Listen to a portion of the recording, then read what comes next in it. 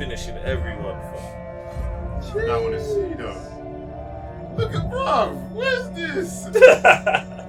We are live. We are live. We are live. Did I say welcome to the main event? Run that thing back, brother. You mad? Oh, man. Behave before you talk about what I'm talking about, yeah? Disclaimer! Run that thing back. Nah, man, stay there in your corner, man. Run that thing back, fam. I don't want to hear nothing from you.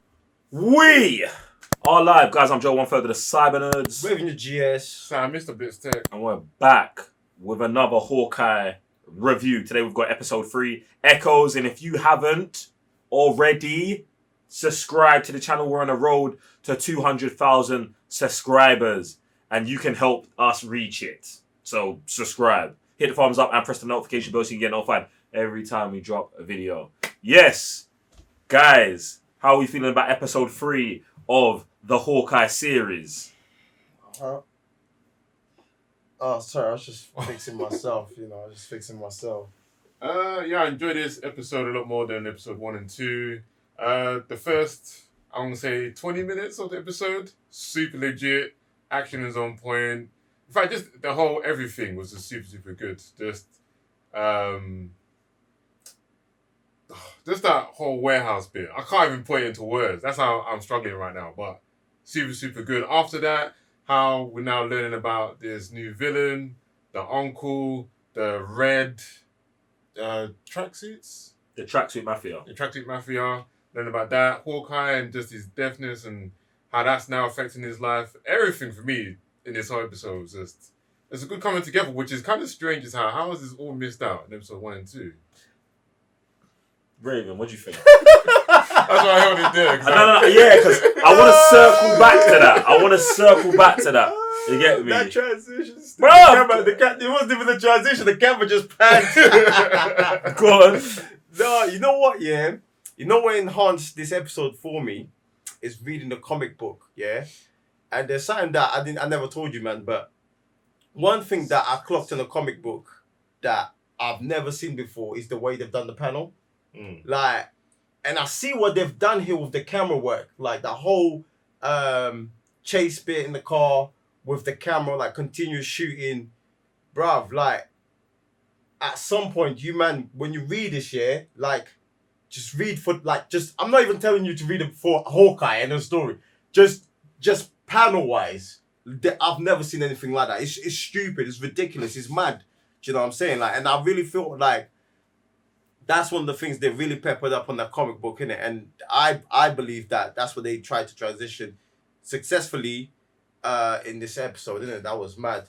But yeah, man, really enjoyed it. I really liked how that little gem that was dropped about Hawkeye's plugging into technology to hear it. And she's like, yo, that's dead. Like, lock that thing off. And maybe later on, we'll see that come into play, innit? Like, that's something that he's going to have to master. And it's going to make him a better Hawkeye. Do you know what I mean? So, super legit episode, man. I love the backstory of this girl as well. Yeah, I thought this episode was fire, man. And I think why it's better than the first 2 episodes is because the focus is not on Kate Bishop. Sorry to break it to you guys. You get me? I feel like this character here that we've got, I didn't even pick up her name. I think, like, it seemed, obviously because they're painting her as the villain character right now, it had a bit more darker, serious tone. Yeah. Do you know what I'm saying? And I feel like Ronan, the character, the person we're chasing, plus actual Hawkeye and what he's been through in his journey, plus this character, that is actually the tone that I think the show should be. But because of the introduction of Kate Bishop, the younger, comedic, hippie-ish, on the edge type character, that has thrown the tone. Or, you know what I'm saying? Like, all out. You know what I'm talking about? It's all out of whack. But this episode had such a focus that it just made sense. And then you get, obviously, the action improved it. And all the best things from the first 2 episodes, I believe, was in this. The Tracksuit Mafia. Yeah, they're pretty good. That's it. You know what's so sick about it, yeah? That's it. That when I was reading the comic book, whenever they say bro, I hear it. Bro, from the guy that's always blacking. Like, bro, like, it's just it's so different but so good at the same time. Having the tracksuit mafia, like the way they just interact.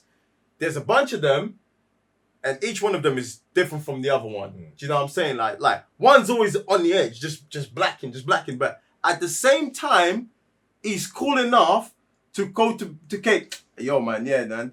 I bought this thing for my girlfriend. Like He's just a person, bro. Like, do you know what I'm saying? Like, you can still relate to that. Like, yeah, you're over here doing crime, but yo, you've got a life outside the tracksuit. It's like, bro, it's the that thing shit's sick. It's the thing of like just taking a one-note villain, like a inept guard, and just being like, well, he's got a family, he's got this, and he's going through things. Let's just show like that happens. And I just feel like it's such a little bit of dialogue, but at the same time, it does so much for like the character, the unit as a whole. And one of the things you was talking about, where you're saying like she's talking to Hawkeye about being tapped into technology. Obviously, in the 10-minute short of her origin story that we got at the beginning, her dad tells her that like she's got to live in two worlds, in obviously the world of the people that can hear and the world of people that are deaf, as she is. And I guess Hawkeye, through technology, is trying to avoid this, which is funny because it calls me all the way back to Avengers Age of Ultron,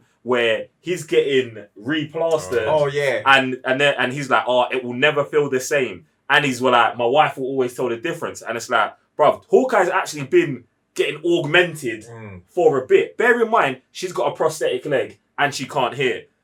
So like, she's been living.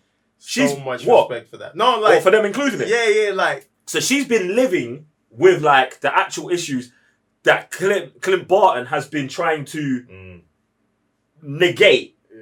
When really, bruv, you gotta just man. And what's sick about it? Because obviously he's now a full-on adult who was always able to hear. Yeah. So now he's gonna have to have the transition that she had to have when she was younger.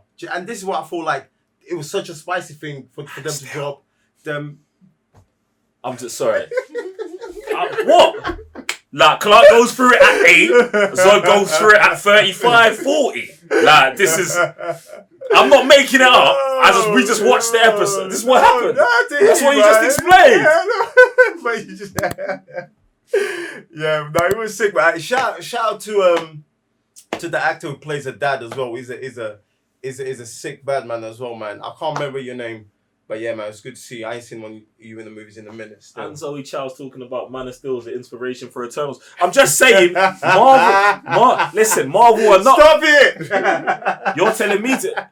Kevin Feige, stop it, bro.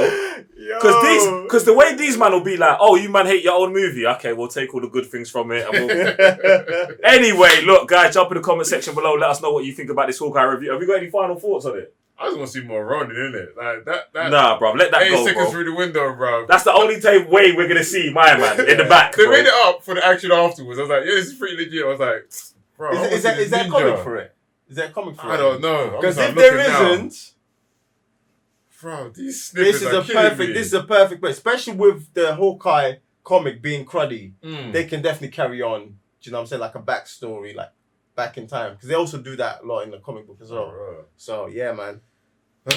Guys, have you read the Ronin? Is there a Ronin comment section below? If there's any Hawkeye required reading, comment section below. Your thoughts on this episode. Was it the best one? Where do you want the series to go? That's about it. Other than that, make sure you're subscribed, thumbs up, notification bell, all of them things there. I'm Joe, one further the Cyber Nerds. Revenue GS. Mr. Blitztech. We will see you next time. Peace. Peace.